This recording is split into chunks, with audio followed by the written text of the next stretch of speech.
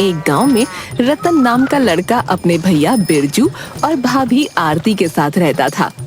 रतन आराम से अपने कमरे में लेटा था कि तभी बिरजू उसके पास आकर बोला, ऐसा कब तक चलता रहेगा रतन? तुम कोई काम धंधा करोगे या नहीं, या ऐसे ही दिन भर आवारागर्दी करते रहोगे? भैया आप तो हमेशा मेरे पीछे ही पड़े रहते हैं। तुम्हारी चिंता होती है भाई, इसलिए तुम्हें बोलता रहता हूँ। आज अगर माता पिता होते तो क्या वो भी मुझसे ऐसी बात करते? विश्वास करो भाई, अगर आज माता पिता जिंदा होते तो उन्हें तुम्हें देखकर बहुत दुख होता। रतन, मैं तुम्हारा बड़ा भाई हूँ, मुझे गलत मत समझो। कल को मुझे तुम्हारा ब्याह भी करना है। 4 पैसे अगर घर में कमाकर लेकर आओगे तो बाहर के लोग तुम्हारी ही तारीफ करेंगे। इतना बोलकर बिरजू कमरे से बाहर निकल गया। बिरजू की पत्नी आरती बिरजू से बोली, आपको रतन से इस तरह से बात नहीं करनी चाहिए, अब वो जवान हो गया है। तुम तो जानती हो आरती, माता पिता के गुजर जाने के बाद मैंने ही रतन को पाल पोस कर बड़ा किया है। मुझे उसकी चिंता होती है। और जैसे मुझे तो उसकी कोई चिंता ही नहीं होती। मत भूलो मैं रतन की भाभी हूँ और भाभी माँ समान होती है। तो फिर तुम ही उसे कुछ काम धंधा करने को क्यों नहीं कहती? मेरी बात तो वो मानेगा नहीं, हो सकता है तुम्हारी बात मान जाए। इधर रतन का अपने बड़े भाई की बात सुनकर मूड खराब हो चुका था। वो गुस्से से उठकर बाहर की तरफ जाने लगा। तभी बिरजू रतन की ओर देखकर बोला, अरे कहाँ जा रहे हो? कहीं नहीं भैया, थोड़ी देर बाद वापस आ जाऊंगा। अरे नाश्ता तो करते जाओ रतन। मुझे भूख नहीं है भाभी, बाहर जाकर खा लूंगा। इतना बोलकर रतन बाहर चला गया। बिरजू अपनी पत्नी से बोला, देखा, ये सब तुम्हारे लाड़ प्यार का नतीजा है। आरती, मुझे इस लड़के के लक्षण बिल्कुल भी सही नजर नहीं आ रहे। तुम तो बस उसके हमेशा पीछे ही पड़े रहते हो। अब उसे काम धंधे के लिए बोलने की तुम्हें कोई जरूरत नहीं है। मैं उसे प्यार से समझा दूंगी। इधर रतन गुस्से से घर से बाहर निकला ही था कि तभी गांव का मुखिया रास्ते में उसे मिल गया। अरे रतन, सुबह सुबह इतने गुस्से में कहाँ जा रहे हो भाई? मुखिया जी, भैया जब देखो मेरे पीछे पड़े रहते हैं, हमेशा बोलते रहते हैं कि कोई काम धंधा करो। वो कुछ गलत तो नहीं बोलता बेटा? मत भूलो, तुम्हारे बड़े भैया के तुम पर बहुत उपकार हैं। माता पिता के गुजरने के बाद उसने तुम्हें अपनी संतान की तरह पाला है। लेकिन मुखिया जी, मैं कोई बड़ा काम करना चाहता हूँ, छोटा मोटा काम नहीं करना चाहता। बिरजू इसी बात से डरता है रतन कि तुम बड़े काम के चक्कर में कोई उल्टा सीधा काम ना करने लगो। रतन, जीवन में कभी कोई ऐसा काम मत करना जिससे तुम्हारे बड़े भाई का सर नीचा हो। तुम्हारे बड़े भैया का इस गांव में बहुत सम्मान है, और रतन, काम छोटा हो या बड़ा, काम काम होता है भाई। अगले दिन रतन अपनी भाभी से बोला, भाभी मुझे माफ कर दीजिए, कल मुझे भैया की बात पर बेवजह गुस्सा आ गया था। अरे तुम्हारे भैया तुम्हें बहुत चाहते हैं रतन, वो तुम्हारी बहुत चिंता करते हैं। तुम्हें उनकी डांट का बुरा नहीं मानना चाहिए। बड़ों की डांट छोटों के लिए शिक्षा समान होती है। भाभी, मैं आज काम धंधे की तलाश में जा रहा हूँ। तुम क्या काम करने जा रहे हो रतन? बाजार में कोई ना कोई दुकान तलाश लूंगा। भाभी, मिठाई वाले की या किसी लोहार की। मैं अब मेहनत करने में पीछे नहीं हटूंगा और शाम को कुछ कमा कर ही लाऊंगा। इतना बोलकर रतन घर से बाहर निकल गया और बाजार में एक मिठाई वाले की दुकान पर बैठकर मिठाई वाले से बोला, मुझे काम चाहिए, क्या आपकी दुकान पर कोई काम मिल सकता है मुझे? अरे तुम तो बिरजू के छोटे भाई रतन हो। जहाँ तक मैं जानता हूँ तो मैंने सुना है कि तुम कोई काम धंधा नहीं करते और तुम्हारा बड़ा भाई तुमसे बड़ा परेशान रहता है। देखिए, अगर आपके पास कोई काम धंधा हो तो मुझे बता दीजिए, मुझे लेक्चर मत दीजिए। अरे माफ करना रतन, तुम मेरी बात का बुरा मान गए। अभी मेरी दुकान पर कोई काम नहीं है, जब होगा तो मैं तुम्हें बुला लूंगा। अच्छा? रतन वहाँ से चला गया और सीधा एक लोहार की दुकान पर जाकर बोला, क्या यहाँ पर मुझे कोई काम मिल सकता है? लोहार रतन की ओर बहुत गौर से देखता हुआ बोला, अरे तुम तो बिरजू के छोटे भाई रतनवा हो ना? हाँ, मैं बिरजू का छोटा भाई रतन हूँ। अरे भैया, लोहार का काम कितनी मेहनत का होता है तुम्हें पता है? और मैंने तुम्हारे बारे में सुना है भैया, कि तुम कोई काम धंधा नहीं ना करते हो। देखो रतनवा, ये मेहनत का काम तुमसे नहीं होगा, बता रहे हैं। लोहार की बात सुनकर रतन क्रोधित होकर अपने गांव की सीमा से थोड़ी दूर एक तालाब के किनारे बैठकर अपने आप से बोला, समझ में नहीं आता गांव वालों को आखिर हो क्या गया है। अरे पहले काम नहीं करता था, लेकिन अब तो काम करना चाहता हूँ। लेकिन अब कोई मुझे काम ही नहीं दे रहा है। रतन ने इतना कहा ही था कि तभी उसके कानों में एक बांसुरी की सुरीली आवाज टकराई। ये बांसुरी कौन बजा रहा है? इसकी धुन तो बहुत ही ज्यादा अच्छी है, मन को मोह रही है। रतन इधर उधर देखने लगा। तभी उसकी नजर तालाब के पेड़ के नीचे बैठे हुए एक साधु पर पड़ी। रतन उस साधु के पास चला गया। कौन है आप? और आपकी ये बांसुरी तो बड़ी सुंदर है। रतन की आवाज सुनकर साधु ने बांसुरी बजाना बंद कर दिया और अपनी आंखें खोलकर रतन को गौर से देखता हुआ बोला, तुम कौन हो? मेरा नाम रतन है। क्या तुम्हें बांसुरी पसंद है? जब मैं छोटा था तब मुझे बांसुरी बजाने का बहुत शौक था। मैं मेले में अक्सर अपने पिता से बांसुरी लेने की जिद पर अड़ जाता था। जो बांसुरी की कदर करते हैं वही बांसुरी की धुन पर खिंचे चले आते हैं। वैसे तुम काम क्या करते हो? अभी तो मैं कुछ नहीं करता, लेकिन काम की तलाश में हूँ। रतन की बात सुनकर साधु वो बांसुरी रतन को पकड़ाते हुए बोला, क्या तुम बांसुरी बजा सकते हो? रतन, हाँ हाँ, क्यों नहीं, मैं बहुत अच्छी बांसुरी बजाता हूँ। रतन बांसुरी बजाने लगा। तुम वाकई बांसुरी बहुत अच्छी बजाते हो। तुम बांसुरी बजाने का काम क्यों नहीं करते? कैसी बातें कर रहे हैं बाबा? बांसुरी बजाने से क्या धन कमाया जा सकता है? तुम्हारे हाथ में जो बांसुरी है वो कोई मामूली बांसुरी नहीं है, बल्कि एक जादुई बांसुरी है। आज से तुम इसी तालाब के किनारे बैठकर बांसुरी बजाना और इस बांसुरी का कमाल देखना। इतना बोलकर वो साधु बड़ी तेजी से वहाँ से चला गया। अजीब साधु था। तालाब के किनारे बांसुरी बजाने से ऐसा कौन सा चमत्कार हो सकता है? लेकिन एक बार मुझे बांसुरी बजाकर देखनी चाहिए। मैंने भाभी से वादा किया है कि मैं आज कुछ ना कुछ कमा कर घर पर लाऊंगा। अगर खाली हाथ गया तो भी भाभी मुझे गलत समझेंगी। इतना बोलकर रतन तालाब के किनारे बैठकर बांसुरी बजाने लगा।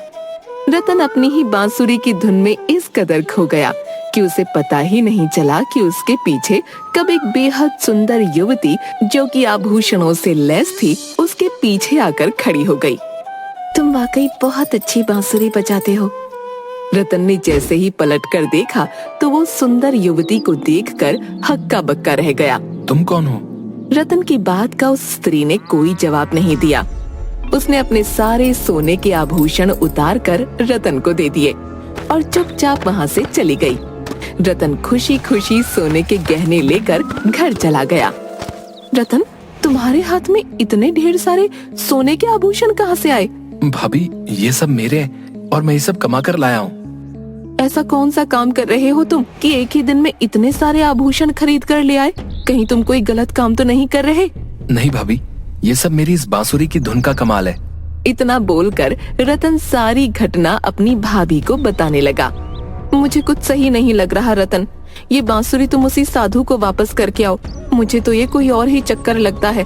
नहीं भाभी, मुझे वैसे भी अमीर बनना था और इससे अच्छा साधन अमीर बनने का मुझे और कहीं नहीं मिलेगा। इतना बोलकर रतन अपने कमरे के अंदर चला गया। कुछ देर बाद उसका बड़ा भाई बिरजू रतन के पास आकर बोला, रतन, ये मैं क्या सुन रहा हूँ? तुम्हारी भाभी जो कह रही है वो सब सच है? हाँ भैया, वो सब सच है। अब से आपको काम करने की कोई जरूरत नहीं है। मैं कुछ दिनों में इतना धन कमाकर एकत्रित कर दूंगा कि हम इस गांव में सबसे ज्यादा धनवान हो जाएंगे। रतन, तुम्हें क्या हो गया है? मुझे तो लगता है कि उस साधु ने तुम्हारे ऊपर कोई जादू कर दिया है। तुम्हें ये सब कुछ गलत सा नहीं लग रहा? नहीं भैया, मुझे कुछ गलत नहीं लग रहा। बिरजू गुस्से से पैर पटकता हुआ वहाँ से चला गया। अगले दिन जब रतन सोकर उठा तो उसे सोने के आभूषण गायब मिले। रतन गुस्से से अपने भाई के कमरे में जाकर उससे बोला, कल जो मैं सोने के आभूषण लेकर आया था वो कहाँ गए? मुझे क्या पता वो कहाँ गए। बिरजू की बात सुनकर रतन गुस्से से आग बबूला हो गया। भैया, ये क्यों नहीं कहते कि जब मैं कल वो सोने के आभूषण लाया था तो आप मुझे देखकर जल भुन गए थे? ये क्या कह रहे हो रतन? तुम्हें अपने भैया से ऐसे बात करते हुए शर्म नहीं आती? मैं बिल्कुल सही कह रहा हूँ भाभी। भैया को मेरी कामयाबी बर्दाश्त नहीं हुई और इसीलिए उन्होंने मेरे कमरे से गहने चोरी कर लिए। लेकिन कोई बात नहीं, मेरे पास ये बांसुरी है। रतन दोबारा उसी तालाब के किनारे जाकर बैठकर बांसुरी बजाने लगा। कुछ देर बाद उसकी आंख खुली तो उसके सामने एक सुंदर औरत जो कि आभूषणों से लैस बैठी थी उसे निहार रही थी। कौन हो तुम? उस सुंदर औरत ने कोई जवाब नहीं दिया। बल्कि अपने सारे आभूषण उतार कर रतन को देकर चली गई। ये बांसुरी तो वाकई चमत्कारी निकली। अब मैं ये सारा सोना घर नहीं ले जाऊंगा, बल्कि पहले मैं इसे बाजार में बेच दूंगा। रतन आभूषणों को लेकर सुनार की दुकान पर चला गया और सारे आभूषण सुनार की दुकान पर रख दिए। अरे भैया, इतने ढेर सारे सोने के आभूषण क्या कहीं से चोरी करके लाए हो क्या? चोरी करके नहीं लाया, बल्कि कमा कर लाया हूँ। इसे खरीदोगे कि नहीं खरीदोगे? खरीदूंगा, लेकिन आधी कीमत पर। ये कैसी बातें कर रहे हो? आधी कीमत पर क्यों? क्या तुम्हारे पास इसकी पक्की रसीद है? वो तो मेरे पास नहीं है। तब तो मैं आधी कीमत पर ही खरीदूंगा। बेचना है तो बेचो, नहीं तो किसी और दुकान का रास्ता नापो। रतन अपने आप से बोला, आधी कीमत पर बेचना भी बुरा नहीं है। कल और जाकर कमा कर ले आऊंगा। ठीक है, मुझे इसकी आधी कीमत ही दे दो। सुनार ने रतन को सोने के आभूषणों की आधी कीमत दे दी। रतन पैसे लेकर अपने घर आ गया। उसके हाथ में इतने ढेर सारे पैसे देखकर उसका बड़ा भाई बिरजू बोला, रतन, ये इतने ढेर सारे पैसे तुम कहां से लेकर आए? बिरजू की बात सुनकर न जाने क्यों रतन को बुरी तरह से क्रोध आ गया। आपको इससे क्या मतलब है भैया? आप ही कहते थे ना कि कुछ काम कर लो, कुछ काम कर लो। अब जब मैं ढेर सारे पैसे कमा रहा हूँ तो मुझसे इतने सारे सवाल क्यों पूछ रहे हो? इतने सारे पैसे कमाने में 1 साल बीत जाता है। एक दिन में इतने सारे पैसे या तो केवल एक बहुत बड़ा बिजनेसमैन कमा सकता है, या फिर कोई बहुत बड़ा चोर। सीधे सीधे क्यों नहीं कहते भैया कि आप मुझसे अब जलने लगे हो? लेकिन चिंता मत करो, कुछ दिनों बाद मैं इस मकान को छोड़कर चला जाऊंगा और अपने लिए एक आलीशान कोठी बनवाऊंगा। तब मेरी कोठी को देखकर आराम से चलते रहना। इतना बोलकर रतन अपने कमरे में चला गया।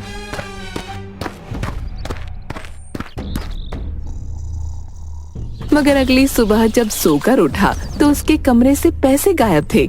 रतन क्रोधित होकर फिर बिरजू के कमरे में आकर बोला, भैया, अब पानी सर से ऊपर उठ गया है। कल मेरे सोने के गहने आपने चुरा लिए और आज मेरे पैसे आपने चुरा लिए। तुम्हारा दिमाग खराब हो गया है रतन। मैं एक मेहनती आदमी हूँ, मुझे तुम्हारी हराम की कमाई से कोई लेना देना नहीं। तभी कुछ पुलिस वाले बिरजू के घर के अंदर घुस आए। एक पुलिस वाला रतन की ओर देखकर बोला, हाँ भाई, क्या तुम ही बांसुरी बजाते हो? हाँ, मैं ही बांसुरी बजाता हूँ। कहाँ है तुम्हारी बांसुरी? आप मुझसे क्यों पूछ रहे हैं? जो पूछा है उसका जवाब दो। रतन भागकर अपने कमरे से बांसुरी ले आया। पुलिस वाला बांसुरी को देखकर दूसरे पुलिस वालों से बोला, गिरफ्तार कर लो इसे। मैंने क्या किया है? अभी बताता हूँ तूने क्या किया है। तभी वहाँ पर वही सुनार 2 युवतियों के साथ अंदर आ गया जिन्होंने गहने रतन को दिए थे। पुलिस वाला रतन से बोला, इन दोनों को तो तुम पहचानते ही होगे। हाँ, मैं इन दोनों को पहचानता हूँ। इन्होंने मेरी बांसुरी की धुन से खुश होकर अपने सोने के गहने मुझे भेंट स्वरूप दिए थे। इनमें से एक के गहने तो चोरी हो गए और दूसरे गहने मैं सुनार को बेच आया था, और वो पैसे भी अभी मेरे घर से चोरी हो गए। हम सबको मूर्ख समझा है क्या तूने? अपनी जादुई बांसुरी की धुन से लोगों को हिप्नोटाइज करके उनसे गहने छीन लेता है और फिर उल्टी सीधी बातें बताता है। पुलिस वाले की बात सुनकर रतन बुरी तरह से घबराते हुए बोला, मेरी बात का विश्वास कीजिए, इन दोनों ने मुझे गहने स्वयं दिए थे। तभी एक युवती पुलिस वाले से बोली, ये झूठ बोलता है सर। मैं विवाह के मंडप में बैठी हुई थी, अचानक से इसकी बांसुरी की धुन मेरे कानों में टकराई। मुझे पता नहीं क्या हुआ, मेरे पैर उस तालाब के किनारे चले गए। जब मुझे होश आया तो मेरे सोने के आभूषण मेरे तन से गायब थे। अगर मुझे कुछ याद था तो सिर्फ इसका चेहरा। उस दूसरी औरत ने भी पुलिस वाले को यही बताया। तुम्हें तो उम्र कैद की सजा होगी। रतन फूट फूट कर रोने लगा। रतन का रोना उसके बड़े भाई से ना देखा गया। सर, मेरा भाई सच बोल रहा है। ये बहुत भोला है। मुझे विश्वास है मेरे भाई ने कुछ गलत नहीं किया, बल्कि इसके साथ स्वयं कुछ गलत हुआ है। तभी गांव का मुखिया कुछ लोगों के साथ एक साधु को पकड़कर वहां पर ले आया और बोला, गिरफ्तार करना है तो इस साधु को करिए सर। सारी की सारी करतूत इसी की है। कल जब बिरजू ने घटना मुझे बताई थी, मैं तभी से बिरजू के घर पर नजर रखे हुए था। इतना बोलकर मुखिया बिरजू से बोला, तुम कह रहे थे ना कि सोने के गहने आखिर चोरी कैसे हो गए? मैंने इसे स्वयं सोने के गहने चोरी करते हुए देखा था, और तो और आज सुबह भी मैंने इसे तुम्हारे घर पर निकलते हुए देखा था। पुलिस वाला साधु से बोला, क्या मुखिया जी सच बोल रहे हैं? मुझे माफ कर दो इंस्पेक्टर साहब, ये सच बोल रहे हैं। मैं कोई साधु नहीं हूँ। ये बांसुरी मैंने एक साधु से चुराई थी। मुझे इसका राज पता था। इसकी धुन सुनकर हर वो स्त्री सम्मोहित हो जाती है जो सोने के आभूषण पहने हुए होती है। समझ गया? इसका मतलब दूसरे गांव में जिन औरतों के आभूषण गायब हुए थे उनमें भी तुम्हारा ही हाथ था, है ना? हाँ, उनमें भी मेरा ही हाथ था। जब मैंने रतन को पहली बार देखा तो मैं समझ गया कि वो बहुत भोला है। मैंने इसके भोलेपन का फायदा उठाया। पुलिस वाले ने उस साधु को गिरफ्तार कर लिया और रतन को छोड़ दिया। बिरजू रतन से बोला, अब तुम्हारा क्या इरादा है? मुझे माफ कर दो भैया, अब मैं आपके साथ ही मेहनत करूंगा, कभी भी लालच नहीं करूंगा। इस बांसुरी का क्या करोगे? मैं इस बांसुरी को तालाब में फेंकाऊंगा ताकि ये बांसुरी किसी और को न मिले। रतन उसी दिन उस बांसुरी को तालाब में फेंक आया और मेहनत से अपने भाई के साथ मिलकर काम करने लगा।